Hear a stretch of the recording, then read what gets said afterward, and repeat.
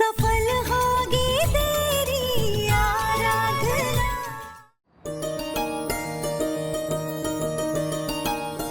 कल्याणस्तु कल्याणस्तु। जल्दी विवाह की रस्म शुरू करते हैं। मुहूर्त निकला जा रहा है।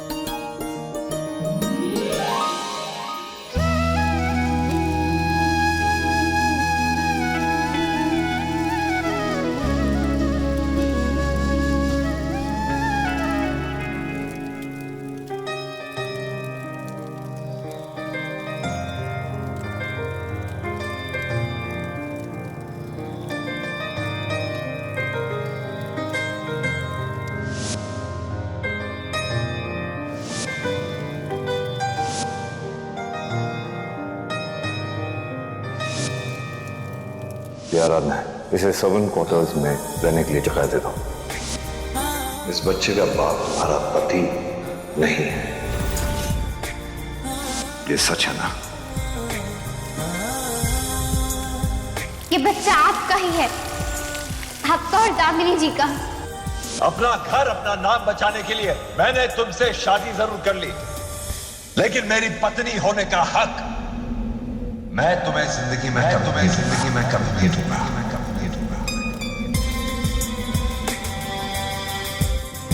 तुम्हें यही लगता है कि वो बच्चा तुम्हारा है, लेकिन ऐसा आप गलत समझ रही हैं। बच्चा इन्हीं का है, डीएनए मैच हो गया है।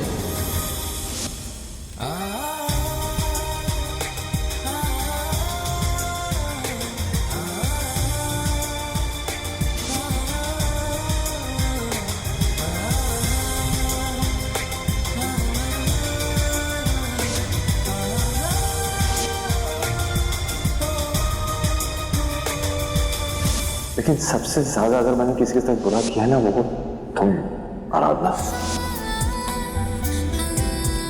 मैं अपने आप को अच्छी तरह जानता हूं, मैं ऐसी हरकत तो कभी जिंदगी में कर ही नहीं सकता। मैं तुझे अगर प्रेम करता हूं, मैं भी आपसे बहुत प्यार करती हूँ, इसलिए मैंने फैसला किया है कि इस बार पूरी विधि विधान से मैं तुम्हारे साथ शादी करूंगा।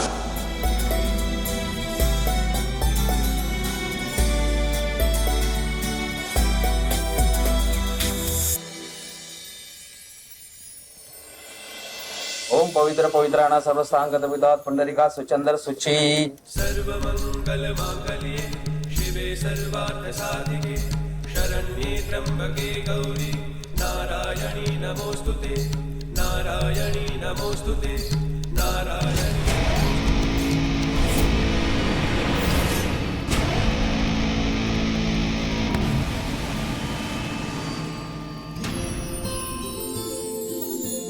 हिंदी में तो तुमने बोल दिया, अब एक बार अंग्रेजी में भी बोल के बताओ। मतलब काफी साफ है। सत्य, जैसे मैंने मराठी में तुम्हें कहा था, उसके बदले में अंग्रेजी में तुम कुछ कह दो तो मुझे अच्छा लगेगा। तो प्लीज एक बार धीरे से कह दो। आप भी ना, ये भी क्या वक्त है इन सब चीजों का। इससे अच्छा वक्त हो ही नहीं सकता। चलो कोई बात नहीं, मेरे कानों में कह दो।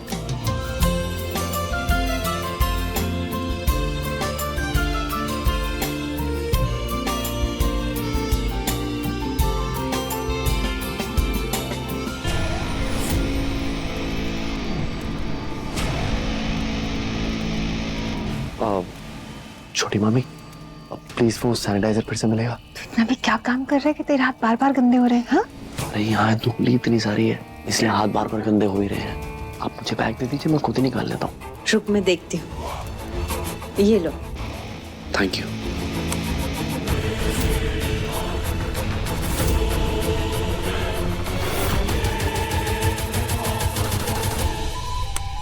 ये लो, ये सैनिटाइजर तो हो। मैं ना बुड्ढों के साथ रह रहे मेरा दिमाग खराब हो गया है, सब कुछ भूलने लगी। ये सैनिटाइजर मेरे बैग में ही पड़ा था।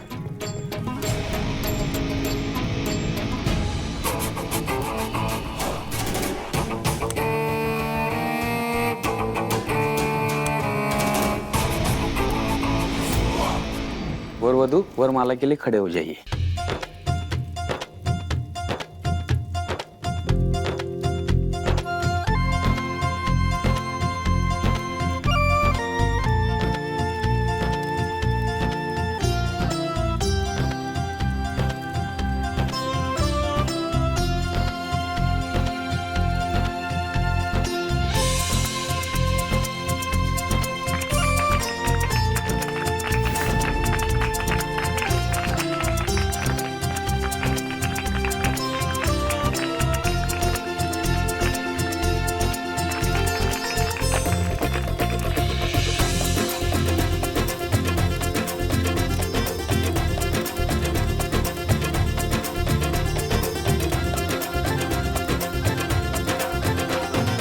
वर वधु फेरों के लिए खड़े हो जाइए। धनी सा म ग म सा मा प ग रे, धनी सा म ग म सा सा। अरे मामी मैं पकड़ लेता हूँ, मुझे दीजिए। तू एक दिया जलती है जो हो जाती है रोशनी, तू एक दुआ मिलती है तो खिल जाती है जिंदगी, हर आँखों का सपना पूरा करे आंचल में खुशियाँ भरे, तेरे मन में है ये भावना, सफल होगी तेरी आराधना। अबे तू लड़कियों की तरह क्या पर्स लेके खड़ा है? इसे नीचे रख और फूल फेंक। हे कुलदेवी माँ, आप हमेशा ही इस परिवार की रक्षा करती आई हैं और आज आप ही के सामने आज एक बार फिर मेरा भाग्य साहब जी से जुड़ रहा है। मैं आपसे प्रार्थना करती हूँ कि साहब जी की हमेशा रक्षा करना, उन पर आने वाली हर बला हर खतरा मुझे दे देना माँ, पर साहब जी पे कोई आंच मत आने देना।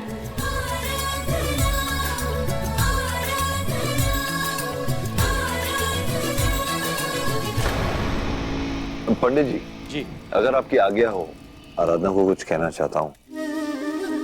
दरअसल कुछ वचन लेना चाहता हूँ। जी।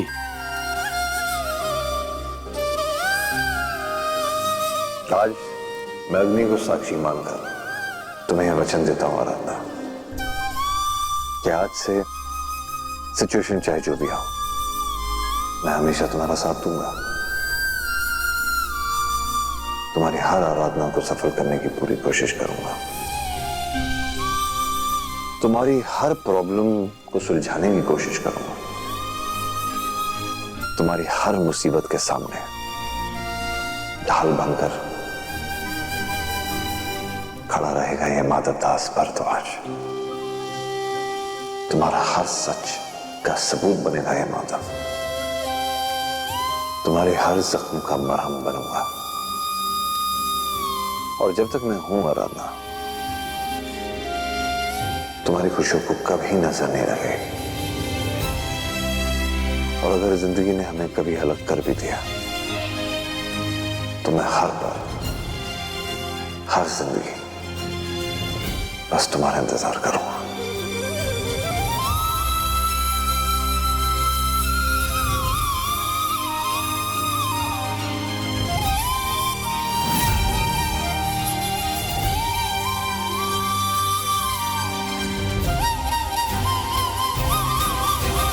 आप और वधु को मंगलसूत्र पहनाएंगे।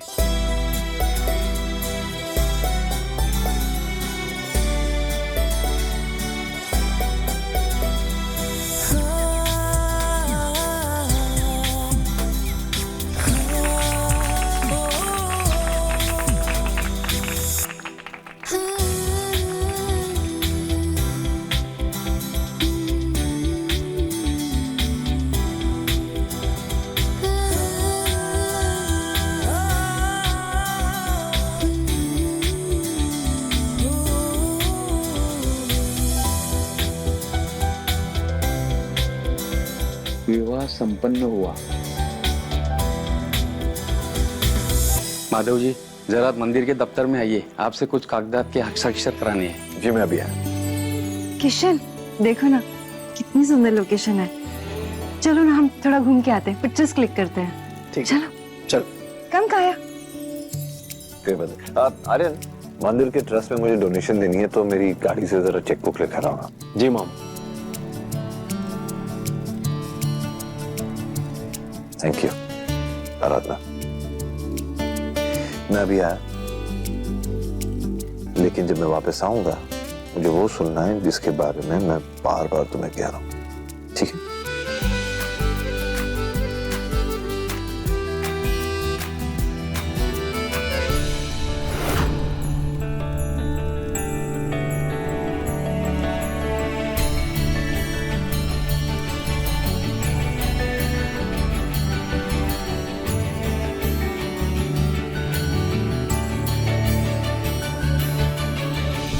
आपका बहुत बहुत शुक्रिया माँ, मुझे और साहब जी को फिर से मिलाने के लिए,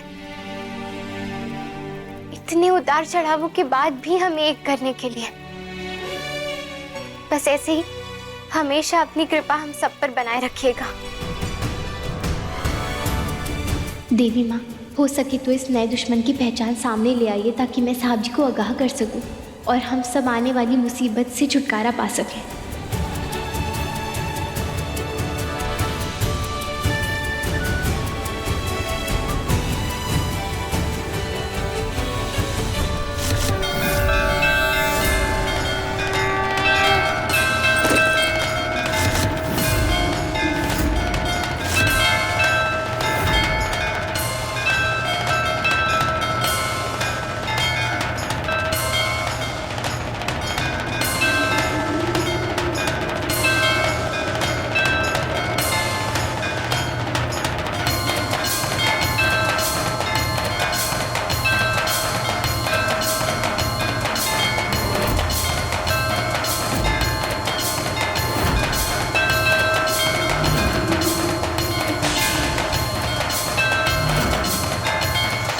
तो मेनका दीदी और आर्यन की तस्वीर है, यानी कि आर्यन ने ही विनायक को अगवा किया था।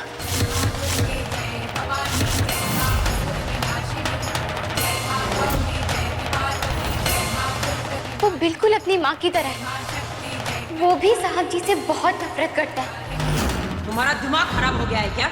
हम क्यों अगवा करेंगे तुम्हारे विनायक को?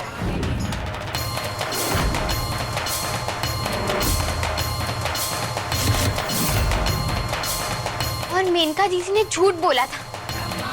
बिना मेनका दीदी के आर्यन अकेले इतना बड़ा कदम तो उठा ही नहीं सकता है। इन दोनों माँ बेटे ने मिलकर मेरे विनायक को अगवा किया था और उन्हें पता चल गया था कि मैं और साहब जी विनायक तक पहुंचने वाले हैं, इसीलिए उन्होंने समय रहते आर्यन को बचा लिया था।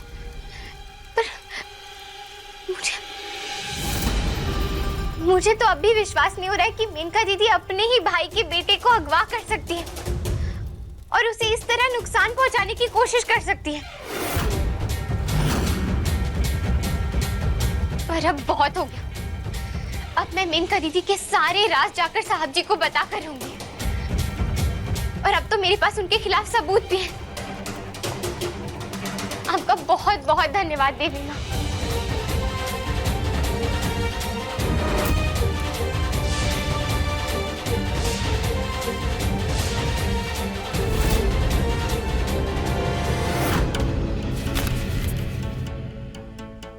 आप हमारे खानदानी पंडित हैं, इसलिए मैं चाहती हूँ कि आप मेरे पोते माधव और मेरी बहू आराधना की कुंडली देखकर ये बताइए कि इनकी जिंदगी में इतनी संकट और इतनी विपदाएं क्यों आ रही है, खास करके हमारे पोते माधव के जीवन में। ऐसा लगता है कि मानो ईश्वर हर समय उसकी परीक्षा ले रहा हो, खुशियां उसकी जिंदगी में आते आते छिन जाती हैं। और अब तो हमारी बहू को भी माधव को लेकर बुरे सपने आने लगे हैं। आज वो दोनों कुलदेवी के मंदिर में पुनर्विवाह के लिए गए हैं। हमें भी सुबह से कुछ ठीक नहीं लग रहा था, बस इसलिए तुरंत ही हमने आपको फोन कर लिया। देखिए, आज का दिन तो शुभ है, पर आज का दिन भारी है दोनों पे। संकट के बादल छाए हुए हैं आपके पोते माधव और बहू पर। क्या? देखिए, माधव की कुंडली तो हमने खुद बनाई थी। उसकी जिंदगी में बड़े बड़े रुकावटें हैं, कष्ट हैं, जो उसे सहने पड़ेंगे। इतने कम उम्र में मात अलगाव, पितृयोग, फिर विद्रयोग और अब अल्पायोग। मात, पिता और पत्नी के खोने के बाद उसके जीवन में आज खतरा मंडरा रहा है। ये समय उसकी जिंदगी पर भारी है। उसका मंगल 8वें भाव में है। शनि की भारी दृष्टि है उसके मंगल पर। अकाल मृत्यु का संकेत है माधव पर।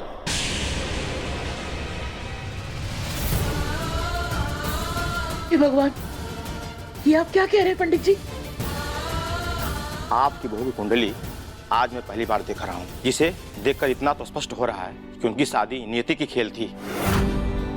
आप ये जान लीजिए कि कुलदेवी की कृपा आपके परिवार पर है, जो इतनी अच्छी जोड़ी खुद बन गई माधव की शादी की। और माधव की शादी के लिए इतनी अच्छी कुंडली वाली कन्या मैं खुद नहीं ढूंढ सकता था। ये बात तो आपने बहुत सही कही पंडित जी। हमारी बहू आराधना के गुणों की तुलना तो कोई नहीं कर सकता, घर में सबका ख्याल रखती है। जितनी ही अच्छी माँ है उतनी ही अच्छी बहू भी है। सर्वगुण संपन्न है हमारी आराधना। पर हमें आज तक इस बात का पता नहीं था कि इन दोनों की कुंडली में इतना अच्छा मेल है। सिर्फ मेल ही नहीं माता जी, आपकी बहू की कुंडली में अखंड सौभाग्यवती भाव का योग है। जब तक आपकी बहू जीवित है आपके पोते का कुछ नहीं होगा। कोई बुरा समय, बुरा साया उसका बाल भी बाका नहीं कर पाएगा। माधव पर हुए हमले और संकट उसका काट, उसका अच्छा व्यवहार और अच्छे कर्म है। उसका भाग्य आपके पोते की रक्षा कर रहा है। आपकी लीला अपरंपार है खाना जी। बस इन दोनों की जोड़ी पर अपनी कृपा बनाए रखना। पर माता जी, जैसा मैं देख रहा हूँ आज का दिन भारी है आपके पोते और बहू पर।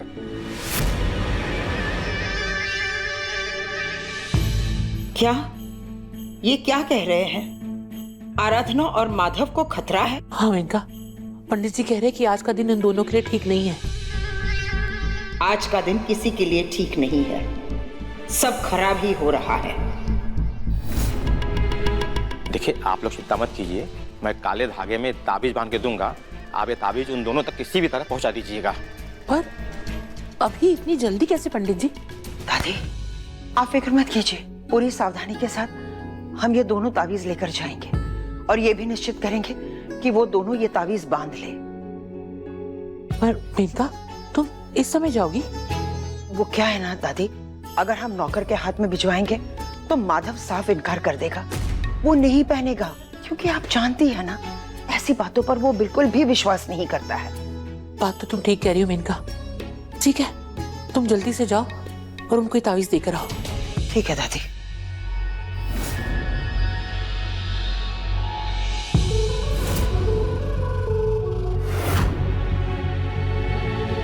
अब हमें ही वहां जाना होगा क्योंकि आर्यन से हमें कुछ खास उम्मीद नहीं बची है। जो चीजें उसने खराब की है हमें ही वो सुधारनी होगी।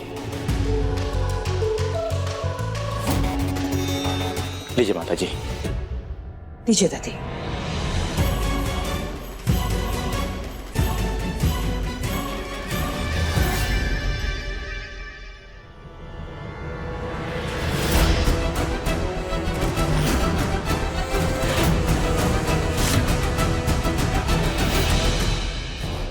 हटो आज।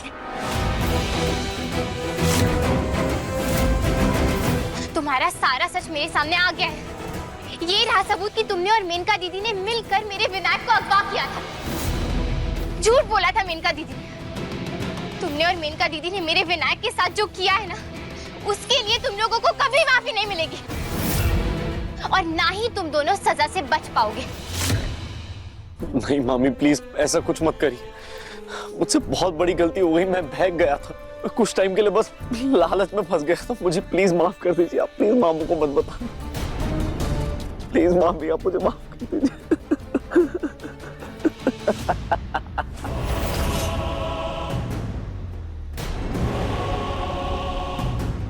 क्या लगा ऐसे गिड़गिड़ाऊंगा मैं तुम्हारे सामने, भीख मांगूंगा कि मुझे माफ कर दो?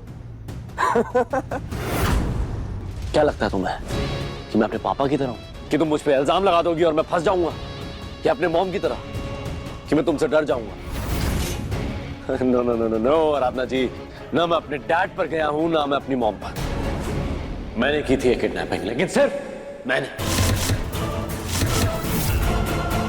किसी ने मेरी मदद नहीं की थी। तुम साहब जी के साथ ऐसा कैसे कर सकते हो आर्यन? अरे वो तुम्हें अपने बेटे की तरह मानते हैं। अरे झूठ, बेटा बेटा सिर्फ पुकारते हैं, मानते नहीं है। और ये बात ना मैं बहुत पहले ही समझ चुका था। जिंदगी भर मेरे पिता से बढ़कर माना है उन्हें, और जब जायदाद देने की बारी आई तो सारा पैसा, सारी प्रॉपर्टी, सब बिजनेस उस विनायक के नाम पर करके ट्रस्ट में सब कुछ डाल दिया। और मुझे क्या मिला? ठेंगा। मेरी मॉम ने अपनी पूरी जिंदगी इस फैमिली को संभालने के लिए अंदर लगा दी, और उन्हें क्या मिला? खाली आशीर्वाद। आशीर्वाद से जिंदगियां नहीं चलती आराधना जी, पैसे से चलती हैं, हक से चलती हैं। और हमें तो हमारा हक कहीं भी नहीं मिला ना, ना यहां पर ना डैड के वहां पर। अरे मुझे तो अभी पता चला कि मैं अपने डैड की दूसरी बीवी का बेटा हूं। उनका वारिस उनका अपना बेटा, मैं तो उनकी जायज औलाद भी नहीं। और जब सबने मेरा अपने मतलब के लिए फायदा उठाया तो मैं क्यों ना उठाऊं? मुझे मामू की कंपनी के अंदर क्लर्क बन के नहीं रहना था, इसलिए मैंने अपना हक छीना, इसलिए मैंने वो किडनैपिंग करवाई थी। मेरे साथ में जो कुछ भी हुआ था उसमें विनायक की क्या गलती थी? विनायक तो छोटा बच्चा है ना, अगर इन सब में उसके साथ में कुछ गलत हो जाता तो? अरे कुछ नहीं होता, प्रॉपर्टी के पेपर्स मिलते ही मैं उसे वापस छोड़ देता, लेकिन तुम्हें और तुम्हारे पति को वो ज्यादा चालाकी दिखानी थी ना, उसको खतरे में डालने के जिम्मेदार सिर्फ तुम लोग हो। चालाकी क्या होती है ना मैं तुम्हें बताऊंगी आर्यन। मैं साहब जी को तुम्हारा सारा सच बता दूंगी। मैं अब तक ये चुप थी क्योंकि मेरे पास कोई सबूत नहीं था, लेकिन अब जैसे ही साहब जी मंदिर से बाहर आएंगे ना, मैं ये ब्रेसलेट दिखाकर उन्हें तुम्हारी सारी सच्चाई बता दूंगी। बता दूंगी मैं उन्हें कि तुम नकली ब्रेसलेट पहनकर हम सबको धोखा दे रहे थे। ये क्या कर रहे हो? छोड़ो मेरा।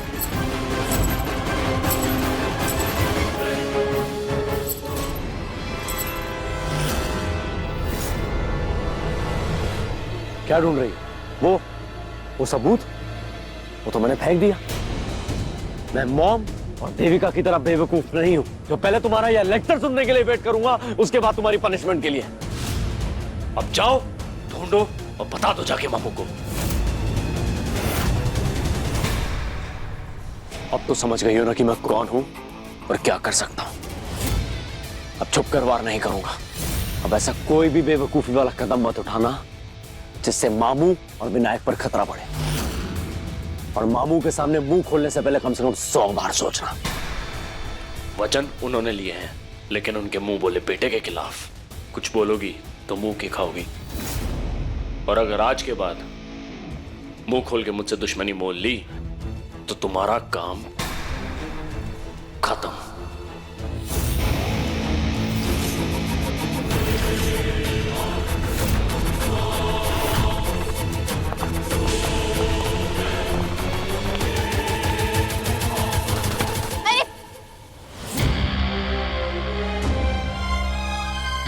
आराधना?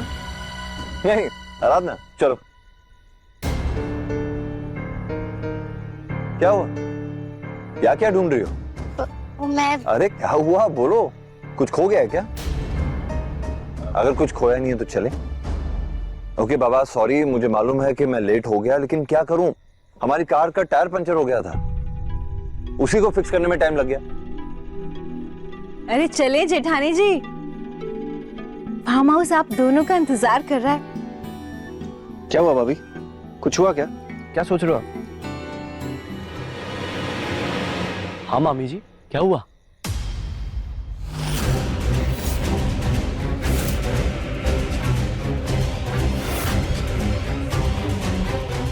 आर्यन बेटा, वो जो कार का टायर था उसे रिपेयर करा लिया तुमने? हाँ मामू, मैंने रिपेयर करवा दिया और उसको पैसे भी दे दिए। तो फिर चले। चलिए। एक सेकंड, एक चीज मैं कहना चाहता हूँ Aryan, thank you so much. मैं जानता हूँ कि शिवानी की शादी के लिए तू यहाँ आया था और यहाँ तक आया हमारी मदद की। सच में मुझे बहुत अच्छा लगा। I am really proud of you. I know आज की जनरेशन के लिए थोड़ा बहुत बोरिंग होगा, लेकिन अब भी मुझे इस बात का गर्व है कि हमारी फैमिली के बच्चे आज की जनरेशन के बच्चों की तरह नहीं है।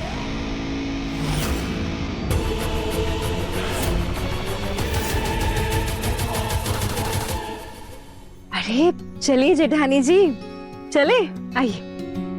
ओके। हाँ मॉम, ब्रेसलेट तो मिल गया। आराधना को सच का पता चल गया।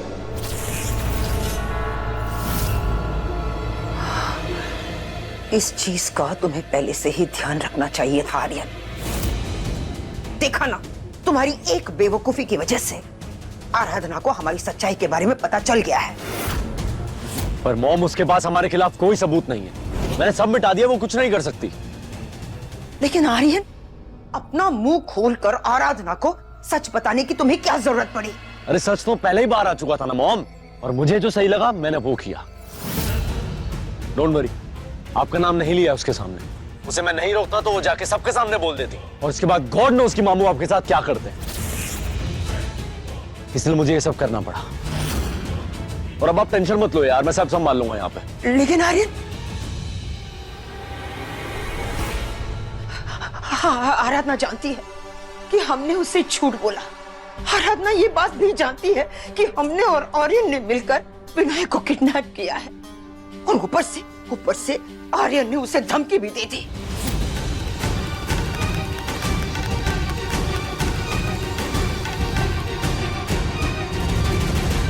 नहीं, आराधना को हम कब नहीं आंक सकते, क्योंकि माधव और विनायक को बचाने के लिए वो लड़की किसी भी हद तक जा सकती है। हाँ, किसी भी हद तक जा सकती है वो। अच्छा हुआ हमने दादी और पंडित जी की बातें सुनकर ताबीज देने के लिए मंदिर जाने को तैयार हो गए। अब हमें हर हाल में आराधना को आर्यन का सच बताने से रोकना होगा।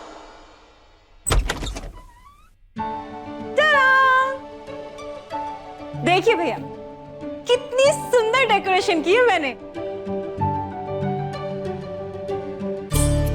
वाह,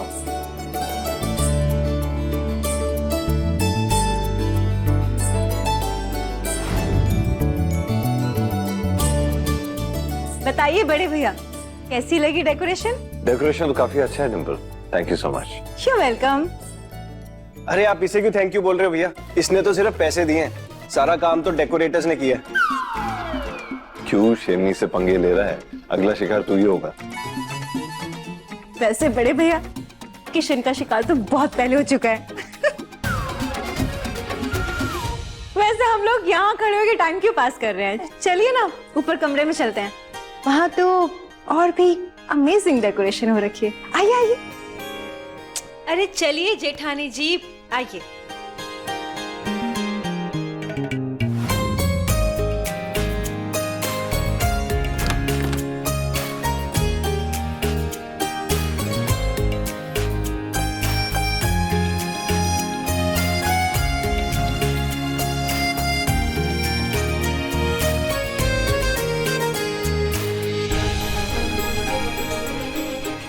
अरे अरे अरे अरे अरे, ऐसे कैसे? कहाँ मुंह उठाए अंदर चले आ रहे हैं आप? हाँ, मतलब पहली बार सारे रीति रिवाजों के साथ आपकी शादी हुई है, सारी रस्मों के साथ हुई है, तो फिर ये रस्म भी निभाई जाएगी। हाँ, आपने इतने सस्ते में शादी कर लिया तो हमारा तो नुकसान हुआ है ना, हमें तो कुछ मिला ही नहीं। अच्छा बताओ तुम्हें क्या चाहिए? मुझे दुल्हन की मुंह दिखाई का नेक चाहिए। अरे भैया, आप बाहर रुको यार। अरे अच्छा, अब तुम भैया से शादी की सजावट के लिए भी पैसे मांगोगी? सजावट करने पैसे मुझसे मांग रही है ना, और तू मेरे आगे क्या कर रहा है? हाँ, शादी मेरी हुई है, तेरी नहीं, और उसका हक बनता है यार। बताओ कितना चाहिए नेक में? किशन एक काम करो, कैश लेकर आओ और फेंक के इनके हाथ पे मारो। बड़े भैया, कैश से काम नहीं चलेगा, और वैसे भी जेठानी जी ने इतने सिंपल तरीके से शादी की है कि आपको तो पूरा खर्चा बच गया ना। देखा जेठानी जी, आपकी बातों की तो कोई वैल्यू ही नहीं है। लिसन लिसन बड़े भैया, मुझे पूरा 9 लाख का हार चाहिए, वो भी 24 कैरेट गोल्ड का। ओह, 24 कैरेट गोल्ड? अरे इतना तो कभी भाभी जी ने भैया से नहीं मांगा होगा जितना तुम एक बार में मांग रही हो। हाँ, तो मैं एंटीक पीस हूं ना। I mean, मैं इकलौती देवरानी हूँ ना। Okay okay, no problem no problem. कल ही मैं ज्वेलर से बात करता हूँ, तुम अपनी चॉइस का डिजाइन वाला हार्ट ले लेना, ठीक है? हाउ स्वीट बड़े भैया। देखा किशन, आज तो बड़े भैया से उनकी सारी जायदाद भी मांग लेते ना, तो भी खुशी खुशी मुझे दे दे। खैर खैर खैर, बहुत हो गई बातें, अब हम लोग चलते हैं। हम लोगों ने होटल में अपना कमरा बुक कर लिया है, काया हमारा इंतजार कर रही होगी, हम लोग चलते हैं। ओके बड़े भैया, तो चले? अरे लेकिन इतनी जल्दी क्यों? अरे मुझे जो चाहिए था वो मिल गया। देख रहे हो भैया, कितनी बड़ी बदमाश है ये। Shut up. चलो। ऑल द बेस्ट बड़े भैया। ऑल द बेस्ट जेठानी जी, एंड अरे हैप्पी हनीमून।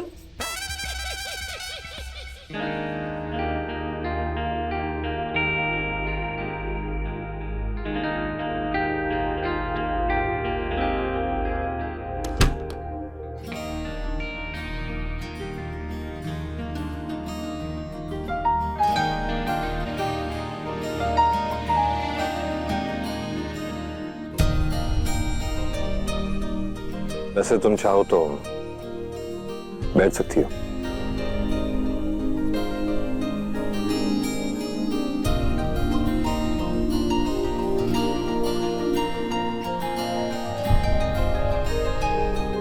जमीन पर गद्दा बिछाकर सोने का इरादा है आज, लेकिन यहाँ तो कोई गद्दा दिख नहीं रहा मुझे। अच्छा, बिना गद्दे के यहाँ पे सोने वाली हो जमीन पर? मैं क्यों जमीन पर सोऊंगी? मैं भी जमीन पर नहीं सोने वाला, इसलिए कह रहा हूँ आओ बैठ जाओ।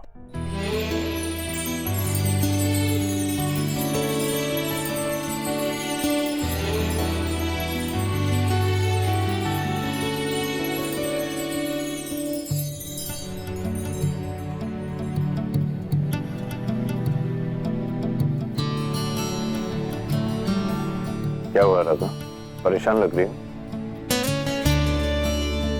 देखो राधा, अगर तुम कंफर्टेबल नहीं हो, मतलब किसी भी किस्म की हिचकिचाहट है तुम्हें, तो बता सकती है, क्योंकि पति पत्नी का रिश्ता दोस्ती का रिश्ता होता है। मैं पहले तुम्हारा दोस्त बनना चाहता हूं, फिर तुम्हारा पति, और हम दोनों पूरी ईमानदारी से एक दूसरे से सब कुछ शेयर करेंगे। ओके?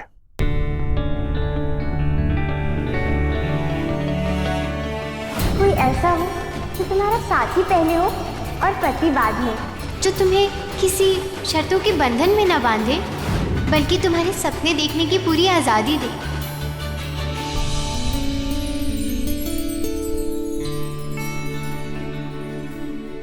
अरे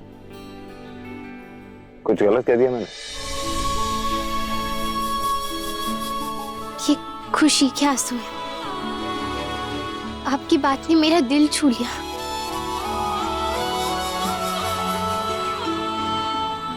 इतने अरसों बाद हमारे पोते को खुशियां नसीब हो रही है, उसे परेशान मत करना। आज हमारी जिंदगी की नई शुरुआत हो रही है, इसीलिए आज हमारे बीच सिर्फ और सिर्फ खुशियां रहेंगी।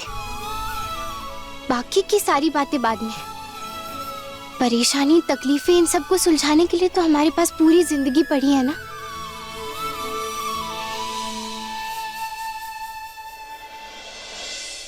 तो फिर क्या हम यूं ही चुपचाप एक दूसरे से बिना कुछ बोले बस दूर दूर बैठे रहें? पास आकर भी बात कर सकते हैं ना? कोई बात, थोड़ी कोशिश तुम करो, थोड़ी कोशिश मैं करता हूं।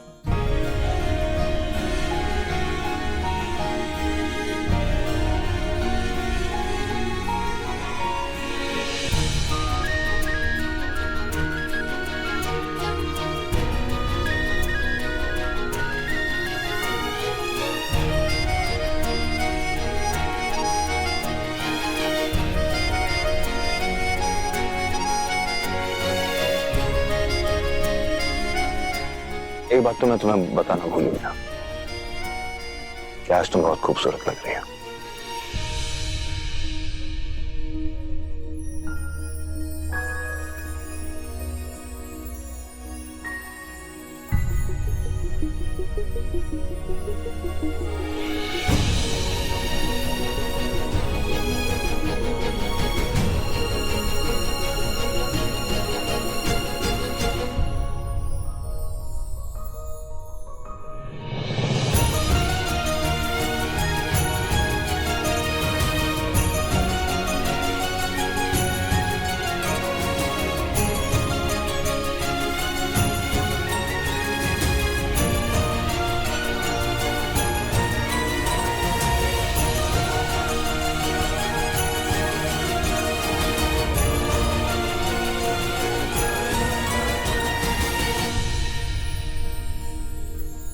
इतनी आसानी से मैं तुम्हें नहीं मिलने वाला मैडम।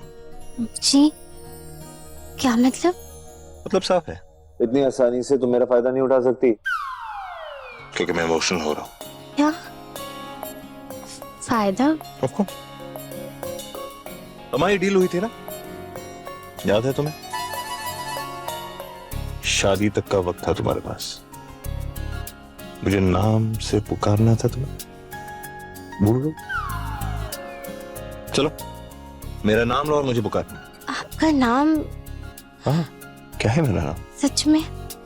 यही तो डील थी ना कि तुम मुझे मेरे नाम से पुकारोगी। बीच में तुम मुझे साहब जी बुलाओगी जब मैं रोमांस कर रहा हूँ।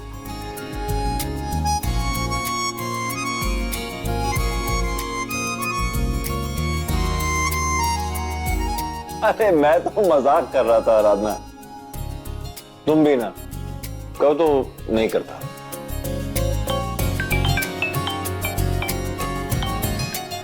हेलो, हाँ रेडी? ठीक है। नहीं मैं अभी आता हूँ। इस वक्त कहाँ जा रहे हैं आप? हमारी स्पेशल नाइट को और स्पेशल बनाने के लिए मैंने एक सरप्राइज तैयार किया तुम्हारे लिए। क्या? ज्यादा सवाल मत पूछो, बस आधे घंटे में फार्म हाउस के पीछे वाले एरिया पे एक टेबल टॉप है, वहां आ जाना। कहाँ आना है? हमारे फार्म हाउस के पीछे जो पहाड़ी वाला इलाका है वहां आना है। वो जगह इतनी ब्यूटीफुल है आराधना, मैं क्या कहूँ, क्या सीनरी है आराधना। मतलब बहते हुए झरने, खुला आसमान, चांदनी रात, तुम, मैं, डिनर, म्यूजिक, ये सब हमारे लिए। पर अभी नहीं, आधे घंटे में। ओके चलो।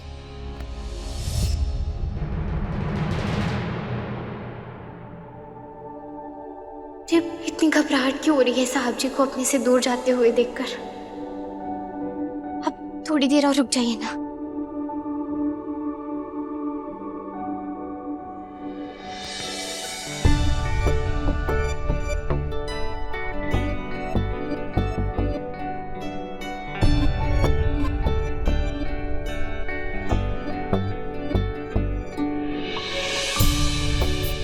आधे घंटे की तो बात है, उसके बाद हम हमेशा साथ रहेंगे।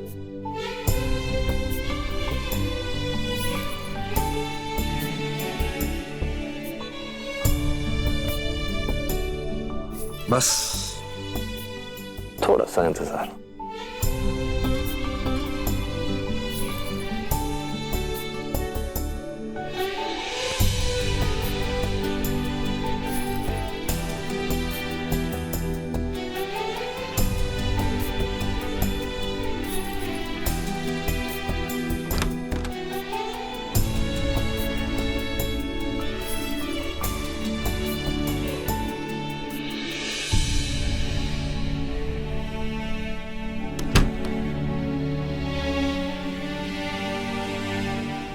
बताओ मैं साहब जी को कि जिस बहन को वो माँ का दर्जा देते हैं और जिस भांजे को बेटा मानते हैं, वही लोग उनके पीछे पड़े हुए हैं। एक तरफ यहाँ मेरी जिंदगी की नई शुरुआत हो रही है और दूसरी तरफ मुझे इस सच का पता चला, ऊपर से सबूत भी मेरे हाथ में आकर निकल गया। अब मैं और सबूत का इंतजार नहीं कर सकती। मैंने और साहब जी ने एक दूसरे को ईमानदारी और सच्चाई का वादा किया है, इसलिए मैं कल साहब जी को सारा सच बता दूंगी। लेकिन काश मेरे पास सबूत भी होता।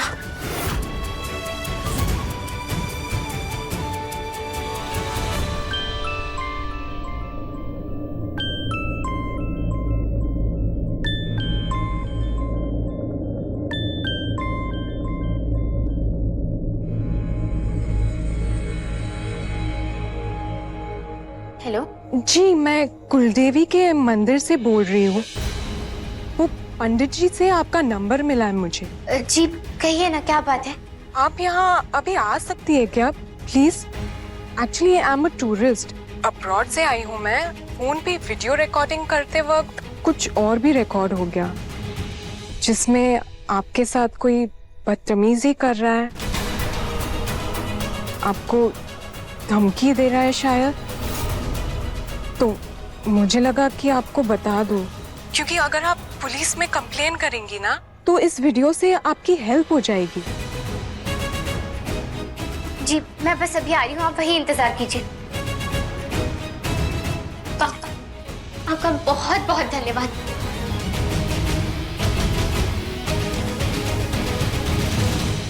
सबूत?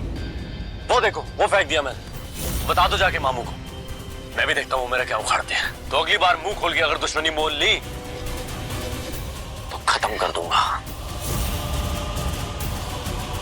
मैं मंदिर का वीडियो बना रही थी, तभी मैंने देखा वो लड़का आपसे बदतमीजी कर रहा था, तो मैंने वो सब रिकॉर्ड कर लिया। उसकी हरकतें देखकर मुझे ऐसा लग रहा था कि वो आपको नुकसान पहुंचाने की कोशिश कर रहा है, तो मुझे लगा इस वीडियो से आपको हेल्प मिल सकती है। आप नहीं जानती कि इस अनजानी हमदर्दी से आपने मेरी कितनी बड़ी मदद की है। आपको पता है इस वीडियो से मैं किसी का सच सामने ला सकती हूँ। इस लड़के ने मेरे परिवार के साथ में बहुत गलत किया है।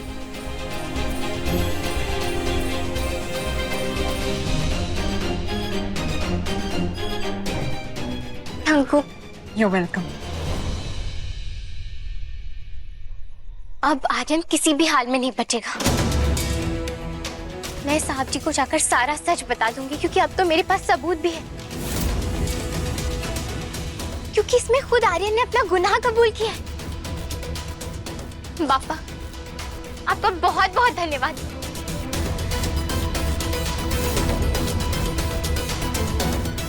हे माता रानी, आपका बहुत बहुत धन्यवाद।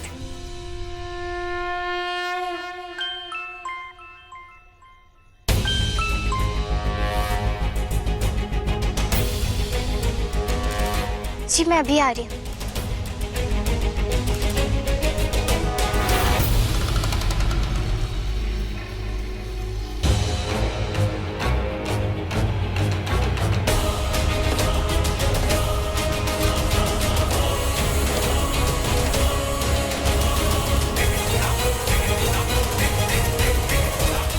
हम तो हमारे कुलदेवी के मंदिर आए थे सब ठीक करने के लिए, आर्यन को रोकने आए थे ताकि कोई नई मुसीबत खड़ी न हो जाए, लेकिन यहाँ तो सब कुछ उल्टा हो गया। भगवान का लाख लाख शुक्र है कि सही वक्त पर इस वीडियो के बारे में हमें पता चल गया। किसी भी तरह हमें ये सबूत आराधना के हाथ से लेकर मिटाना ही होगा, क्योंकि ये सबूत हमारे बेटे आर्यन की जिंदगी को हमेशा हमेशा के लिए बर्बाद कर देगा। हम इस आराधना को रोके भी तो कैसे रोके, क्योंकि आर्यन का ये सच वो जरूर सबके सामने लेकर आएगी, और हम ऐसा कभी होने नहीं देंगे, नहीं होने देंगे हम।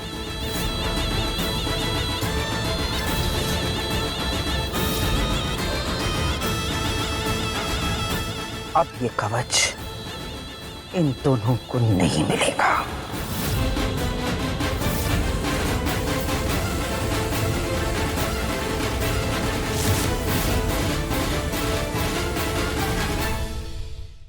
अपने पसंदीदा शो के फुल एपिसोड देखने के लिए अभी डाउनलोड करें दंगल प्ले ऐप।